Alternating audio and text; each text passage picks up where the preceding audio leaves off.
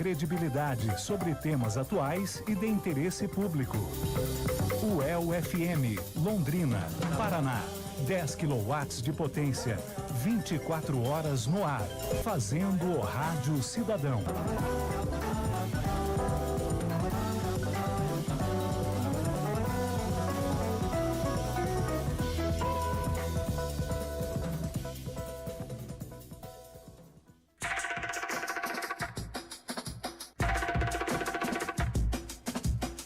UEL FM Notícia. Com Eliette Vanzo e Heron Eloy. 12:06. Boa tarde a você. Hoje é terça-feira, 6 de junho de 2017.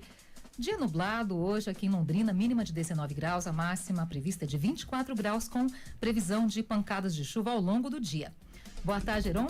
Boa tarde, Eliette. Hoje é uma data especial, né? Muito especial. Agora há pouco a gente sentiu a maneira que você se colocou, como também parte da nossa história passou essa emoção pra gente, e o ouvinte também, eu tenho certeza que captou isso. Todos nós, né, Eliette? Acho que a rádio marca muito a nossa história, assim, de todos que estão aqui. Bom, vamos aos destaques desta edição. Vamos lá.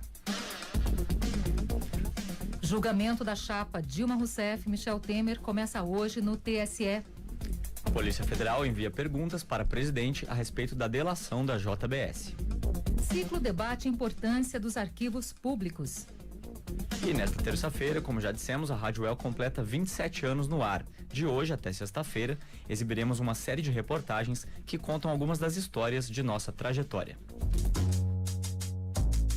UEL FM Notícia.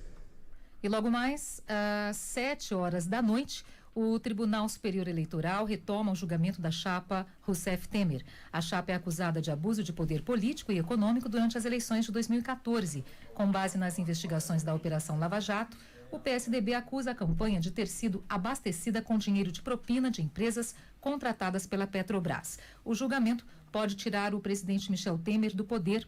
É a primeira vez que a Corte analisa um pedido de cassação contra um presidente da República. O caso não tem conexão com as delações da JBS, porém, esse caso deixou Michel Temer fragilizado e aumentou as chances de que ele seja cassado. O processo é resultado da unificação de 4 ações movidas pelo PSDB contra a eleição da chapa presidencial formada por Dilma Rousseff e o então vice Michel Temer. Os tucanos acusam a campanha vencedora de ilegalidades e pedem a anulação do pleito de 2014. Porém, a expectativa é de que o julgamento seja lento. Caso não se decida por alguma interrupção, o ministro Herman Benjamin lerá seu relatório. Depois disto, os advogados de todas as partes falarão e, com isso, Benjamin manifestará seu voto. O julgamento começou em 4 de abril, mas foi adiado porque os ministros do TSE decidiram reabrir a etapa de coleta de provas, ouvir novas testemunhas e dar prazo adicional para as defesas entregarem as alegações finais. Novas sessões de julgamento já estão marcadas. Uma amanhã, quarta-feira, às 9 da manhã, e mais 2 na quinta, também 9 da manhã, e às 7 da noite.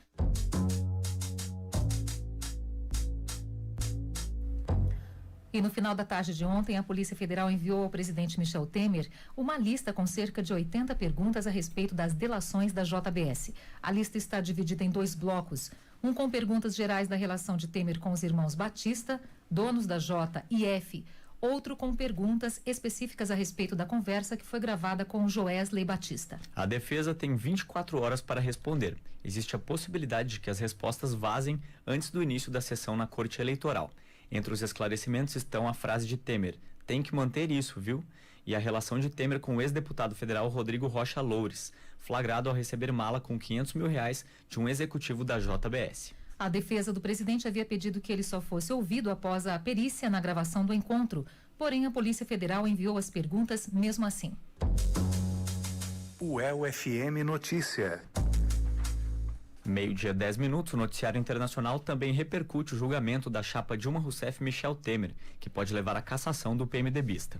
Ouça também os desdobramentos da crise diplomática entre Catar e nações árabes. A cassação do presidente Michel Temer será decidida a partir desta terça-feira em um julgamento histórico do Tribunal Superior Eleitoral. Um processo de alto risco para o presidente brasileiro, destaca a agência de notícias francesa AFP. Os 7 ministros da corte vão decidir se a chapa Dilma Temer cometeu abuso de poder político e econômico nas eleições de 2014. Nossa correspondente em Brasília, Luciana Marques, tem os detalhes. Ainda que o presidente do TSE, ministro Gilmar Mendes, afirme que a análise será jurídica e que o tribunal não pode ser instrumento para a solução de crise política, é claro que a pressão sobre os ministros aumentou nos últimos dias. Às vésperas do julgamento, a Polícia Federal enviou 84 perguntas para a defesa de Michel Temer sobre a conversa que o presidente teve com o empresário Joesley Batista. Também pesa contra o PMDBista a prisão de seu ex-assessor especial Rocha Loures. A própria defesa do presidente reclama sobre a possibilidade de novas gravações serem divulgadas desta semana pelo Procurador-Geral da República, Rodrigo Janot, o que poderia influenciar politicamente a decisão dos ministros. Já o advogado da ex-presidente Dilma Rousseff, Flávio Caetano, diz esperar um julgamento técnico e sem influência política. Acreditamos, sinceramente, que o julgamento será pela improcedência das acusações infundadas feitas pelo PSDB e o tribunal reconhecerá a plena legalidade da campanha da chapa Dilma Temer em 2014.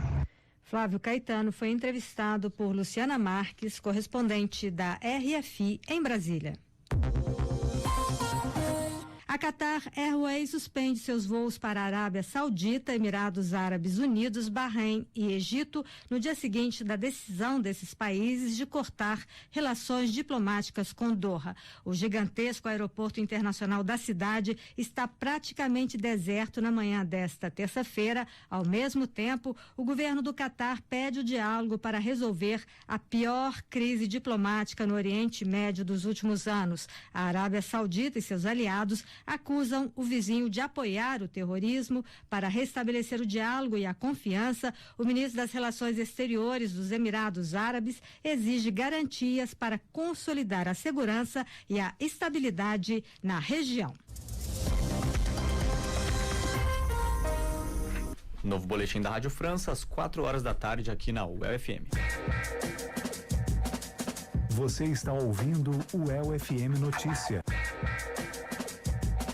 Notícias da Universidade, Londrina, Brasil e Mundo. Meio-dia 13, daqui a pouco, a partir das 2 da tarde, terá início o curso Descrição de Documentos e Elaboração de Instrumentos de Pesquisa em Arquivos Públicos, que será realizado na Sala 623 do Centro de Educação, Comunicação e Artes, o SECA, aqui no campus. Paralelamente, será realizado também o primeiro ciclo de estudos arquivísticos, que também tem início hoje. Os eventos integram a programação da primeira Semana Nacional de Arquivos, uma iniciativa do Arquivo Nacional com a Fundação Casa de Rui Barbosa. Além da UEL, outras instituições de todo o país participam com oficinas e palestras, e nós estamos recebendo o professor Eliandro dos Santos Costa, do Departamento de Ciências da Informação aqui da UEL, coordenador desses eventos. Boa tarde, professor. Boa tarde, Eliette. Prazer estar aqui presente, divulgando o nosso curso. Boa tarde a todos os ouvintes. Já passamos do meio-dia, já podemos dizer boa tarde. Sim. Então, é uma alegria poder estar organizando um cenário dos eventos nacionais aqui em Londrina, trazendo o nosso Paraná, incluindo nesse mapa de aspecto cultural, do aspecto do trabalho da memória, valorizando a importância que tem o arquivo público para o cenário brasileiro e inclusive internacional. Incluir o Brasil nesse cenário internacional. Sim, este curso que começa agora às 2 da tarde, qual que é o público-alvo, professor? O público-alvo que a gente pensou em tentar organizar esse curso específico, mais no aspecto técnico, é para o egresso, né, o arquivista, o profissional de formação, o profissional que atua em arquivo, e também o aluno que está atualmente estudando esses conteúdos, que falam sobre normas brasileiras, internacionais, que como representar documento de arquivo mediante a sociedade. aspecto de representação. Quantas são as vagas? Parece que já foram preenchidas? As vagas do curso de hoje à tarde foram todas preenchidas desde ontem, 40 vagas. O sistema não permite mais inclusão de outros adicionais, por causa da sala de aula é pequena, apenas 40 pessoas cabem na sala, porém ainda tem bastante vagas no segundo evento, né, que a gente está organizando também para fazer, iniciando às 19 horas de hoje, que é o ciclo de estudos arquivísticos. E esse ainda tem vaga, até 200 vagas, já temos com 112 inscritos. E qual será o teor da discussão de logo mais à noite? O teor que a gente mais está retratando, principalmente, é divulgar os arquivos.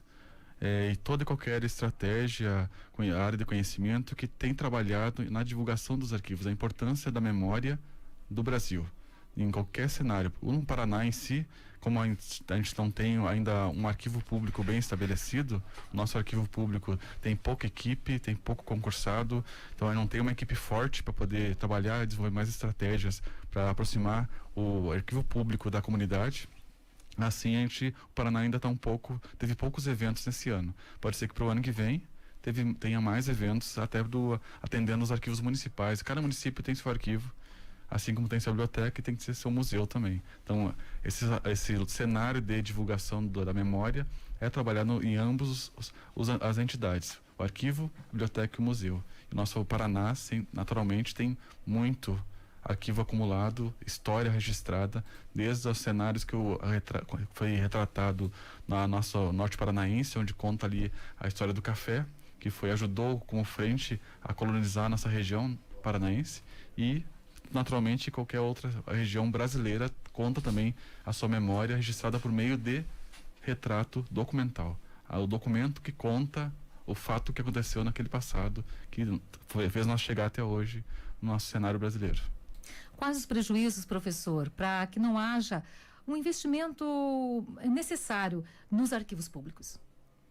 Que no investimento, infelizmente, como é um aspecto que não tem rápido retorno, né?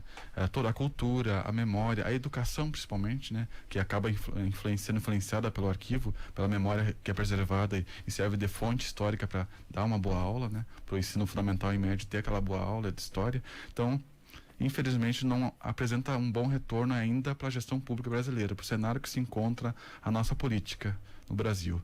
Bem ou mal sendo desenvolvido e sendo mostrado nas mídias, a gente sabe que tem muito ainda a crescer. Nós estamos ainda vivendo um cenário brasileiro onde está se desapegando um pouco do período de ditadura. A gente tem um retrato de documento público, arquivo público que tem sigilo. Se o documento é público, não tem mais por que ter sigilo. Ele teria todo 100% estar disponível para o público, para o povo, a população brasileira saber como foi a sua história, o que aconteceu, o seu familiar, o seu tataravô, o seu bisavô que participou, o seu pai que participou da guerra, Segunda Guerra Mundial, e teve esse retrato no Brasil contemplado e enfrentou a ditadura, até os recentes adultos de hoje que viveram a ditadura, né? O cenário de 40 e 50 anos, os jovens da época da ditadura, como vai ter o amigo, o familiar, o irmão, o pai descoberto onde é que está o corpo dessa pessoa, né, que foi massacrada, digamos que no período da ditadura. Quer dizer, uma pesquisa, há esse sigilo, no âmbito jurídico, professor, essa proteção? O Brasil atualmente está sendo divulgado por meio do Arquivo Nacional, está estabelecendo que tem a política implantada em cada entidade pública, uma política chamada Comissão da Verdade. A nossa UEL tem uma Comissão da Verdade, assim como qualquer outra entidade pública está sendo incentivada a criar. Vinculando o Arquivo Nacional, onde todo documento tem que ser possível de ser divulgado para o público. São vários documentos que eram preservados na época da ditadura que eram fechados para acesso ao cidadão. Muitos foram destruídos, infelizmente, para evitando divulgar informações sigilosas do cenário militar que acompanhava a gestão pública naquela época. Bom, 12:20, professor. Quem quiser, então, participar dessa discussão, você já disse que o curso que começa logo mais às 2h, descrição de documentos e elaboração de instrumentos de pesquisa em arquivos públicos, as vagas estão esgotadas, mas há a possibilidade do ciclo logo mais à noite? É aberto ao público? Aberto ao público, caso queiram registrar um certificado, tem disponível a inscrição no site da UEL, né? Sistema de Eventos, tem abertura de certificado para todo mundo que tiver interesse em registrar, como também pode chegar lá no PDE, logo atrás da creche, aqui nos fundos do SECA, onde tem um auditório para 200 pessoas, tem vaga tranquila para as pessoas participarem, assistirem palestras que falam da empreendedorismo na área de arquivologia, que é a área que tem trabalhado bastante em arquivos, a relação com a área de história, as normas brasileiras que ajudam aí o campo da tecnologia, né? O Arquivo Nacional também trabalha em formular normas, padrões para como criar softwares para gerenciar documentos de empresariais e também entidades públicas que estão agora produzindo. Então tem a norma no segundo cenário de hoje à noite, segunda palestra. Os profissionais que vão estar desenvolvendo a palestra são profissionais de formação, são egressos da própria universidade. A gente trouxe esse retrato de evento, puxando a participação desses egressos para desenvolvê-los e fazê-los participar da nossa comunidade novamente. A partir das 7h, então, a discussão vai seguir até às 22h no prédio do PDE. Quem não conhece a universidade, fica assim, com relação ao ginásio de educação física, aqui próximo, vamos dizer, ali próximo da creche, da creche da Universidade Estadual de Londrina. E também haverá atividades até sexta, professor, é isso? Sexta. Toda noite vai ter palestras. Na quarta-feira a gente vinculou uma palestra especial sobre a autonomia universitária das nossas entidades estaduais de ensino superior. Vinculando uma parceria que do valor da entidade pública universitária na comunidade paranaense. Então a gente está passando por um cenário bem difícil agora, como foi comentado em outras comunicações aqui, e vai continuar sendo debatido. Então a gente incluiu isso até por uma demanda que foi pedida pelo próprio SECA, pela própria reitoria, para que o aluno aprenda o que a UEL está passando hoje no governo. Eliandro dos Santos Costa, professor do Departamento de Ciências da Informação, coordenador dos eventos, e obrigada então pela entrevista, professor. Boa tarde. Agradeço, Liette. Boa tarde.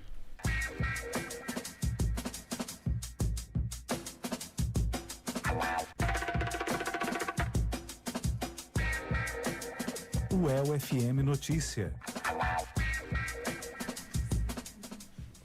E hoje a Rádio UEL completa 27 anos. Em março de 1990, a rádio começou a funcionar em caráter experimental, ainda em um prédio ao lado da reitoria. Mas foi no 6 de junho, como hoje, que a rádio entrou oficialmente no ar. Anos depois, em dezembro de 1995, mudamos de prédio e viemos aqui para o SECA. Até sexta-feira desta semana, vamos veicular uma série de 4 reportagens especiais para registrar o aniversário da rádio através de algumas histórias que marcaram nossos 27 anos. Os temas são a fundação da rádio, sua linha editorial, os colaboradores, os bastidores e o difícil ano de 2016, quando um raio queimou nossos equipamentos e ficamos 3 meses fora do ar. A série é uma produção do Núcleo de Jornalismo aqui da rádio, com Fernando Buckhorn, Gabriela Mendes, Heron Eloy e Vitor Dias, supervisão e edição do jornalista Heron Eloy. No caso eu, né, Vitor? Na primeira reportagem, Gabriela Mendes nos leva até 1990, ano em que a rádio foi fundada.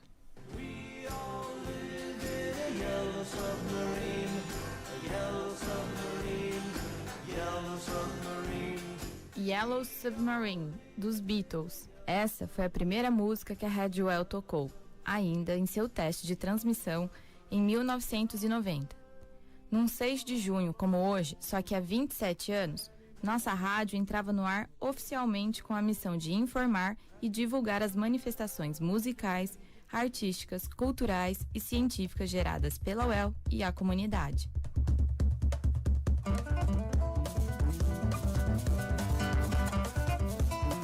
Valorizar, sobretudo, a música brasileira. Essa é uma das marcas da programação da Rádio UEL desde o seu início, como destaca Maria Rosa Belim, primeira diretora da emissora. E a partir daí nós começamos a trabalhar todos os dias, tentando implantar uma programação que era basicamente uma programação de música popular brasileira, porque a gente queria levar isso ao público, enaltecer a música popular brasileira e os eventos locais e regionais. Essa era a missão da rádio no momento e ainda é em grande parte dessa forma. Eu acho que o que leva adiante essa rádio é o profissionalismo e a dedicação. É o amor ao trabalho mesmo, que está presente, né, no dia a dia dessa emissora. A UEL-FM é vinculada academicamente ao SECA, o Centro de Educação, Comunicação e Artes da UEL. Por ser uma rádio educativa, também atua no processo de formação complementar dos estudantes de jornalismo da UEL, que tem na emissora um canal para desenvolverem seus estágios. O reitor da UEL, em 1990, era Jorge Bonassar Filho. Foi ele e sua equipe que conseguiram a concessão da rádio no Ministério das Comunicações. Bonassar Filho ressalta a importância do potencial educativo que a universidade iria ganhar com a rádio no ar. O fato em si foi um sucesso, né? Porque a gente entendia o papel que uma rádio universitária podia desempenhar, não só pela própria universidade, como um veículo de comunicação cultural, como ela é, né? Mas também pela repercussão, aquilo que a universidade pudesse transmitir através da rádio para a sociedade local, regional, né? Então esse fato em si, eu acho que é o fato marcante. Dar essa possibilidade é o que realmente marcou na época, né?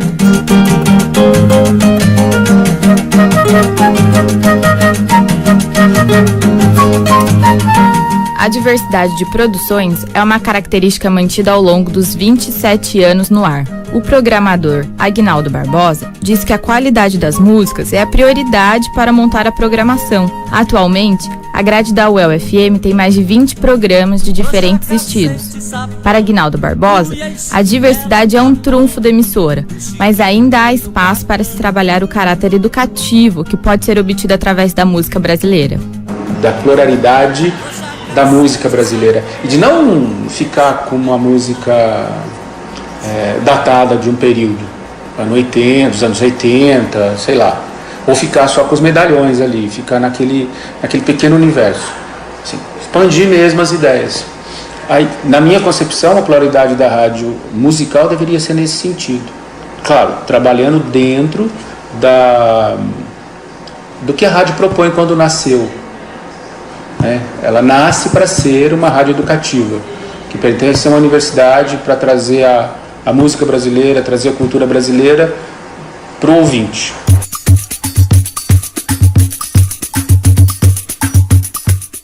Em 27 anos, tivemos 7 Copas do Mundo, 7 Olimpíadas, 6 presidentes da República e 2 impeachments.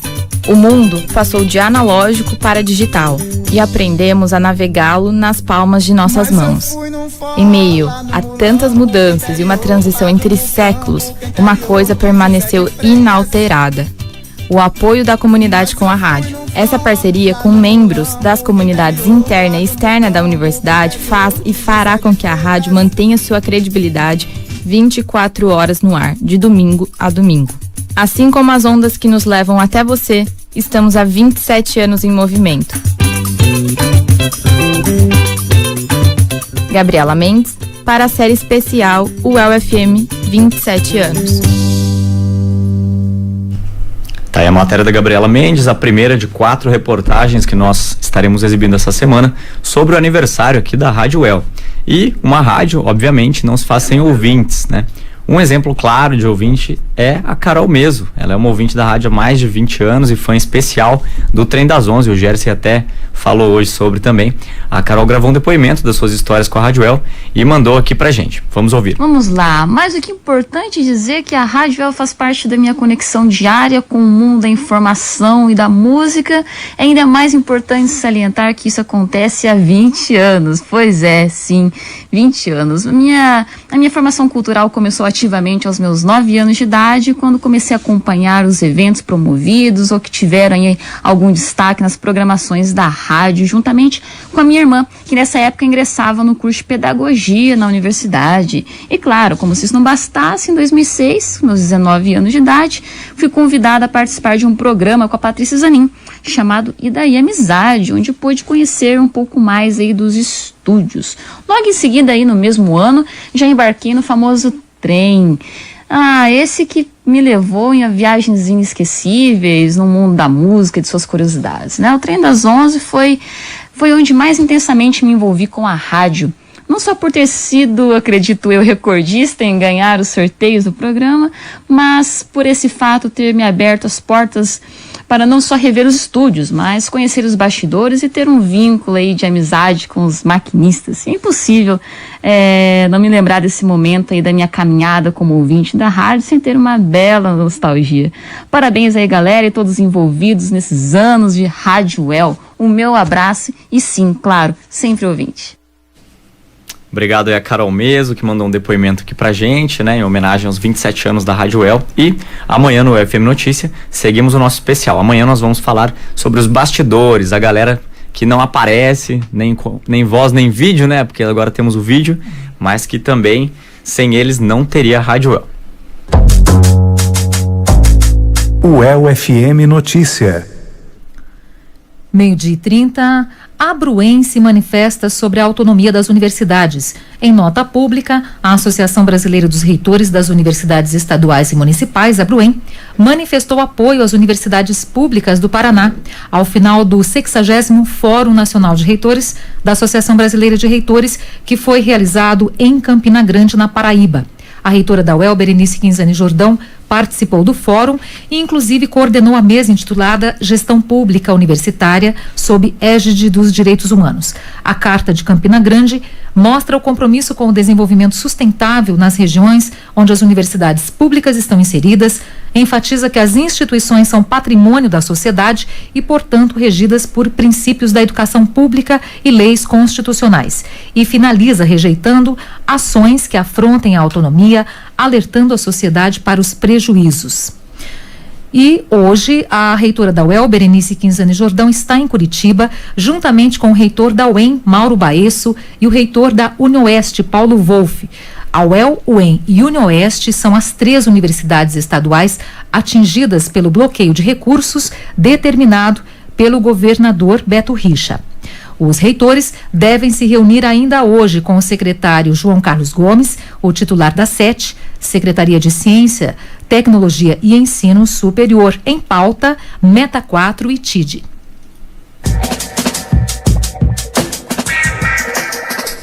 Meio-dia, 32 minutos, e hoje é o Dia Mundial contra Queimaduras. Para marcar a data, o Centro de Queimaduras do Hospital Universitário vai distribuir gibis e folders no Shopping Catuaí. O objetivo dessa campanha é orientar a população que muitos dos acidentes que causam queimaduras podem ser evitados. Outra informação é sobre os primeiros socorros que devem ser passados em casos de queimaduras. Para os interessados, a campanha está sendo realizada hoje e segue até às 9 horas da noite no Shopping Catuaí. Estão também abertas as inscrições para a Bolsa de Inclusão Social da Fundação Araucária. As inscrições até o dia 19 de junho pelo site uel.br/inclusão social ou uel.br/sebec. Mais informações no Sebec pelo 3371-4462. Meio-dia, 33 minutos. O UEL-FM Notícia de hoje vai ficando por aqui, produção do Núcleo de Jornalismo da Rádio UEL-FM, com Eliette Vanzo e Heron Eloy, e a colaboração dos estagiários Fernando Burroni, Gabriela Mendes e Vitor Dias. Nossas informações estão no Facebook da Rádio UEL-FM, o @UEL-FM. E você pode também, se quiser entrar em contato por e-mail, é o uelfmnoticia@gmail.com. É isso aí, obrigado pela sua companhia, uma boa tarde a todos, um feliz aniversário novamente para a Rádio UEL. E aí, Eliette Vanzo, o que Rádio UEL representa para você? Eu nunca te entrevistei nessa bancada, hein? Minha vida. Você tá aqui há quanto tempo, Eliette? Eu era locutora antes de passar para o jornalismo, eu tô desde 94 aqui. Ou melhor, aqui na UEL, mas na Rádio UEL-FM desde 97. 97. Então a minha vida toda está na UEL e no jornalismo a partir de 2009. 97 eu tinha meus 5 aninhos de idade, aliás. Que maravilha, né? Então é um encontro aí de gerações e estamos passando por um momento muito delicado nas universidades estaduais, todos sabem, mas a instituição é maior. E o amor das pessoas pela instituição. Sim. Também. E o público que nos acompanha, né? Então a gente tem que agradecer demais você que nos acompanha e estaremos aqui firmes e fortes amanhã a partir do meio-dia. Contamos com você. Isso aí, muito obrigado a todos vocês ouvintes que fazem parte dessa história tão bonita de 27 anos da Rádio UEL. Uma boa tarde a todos e até amanhã.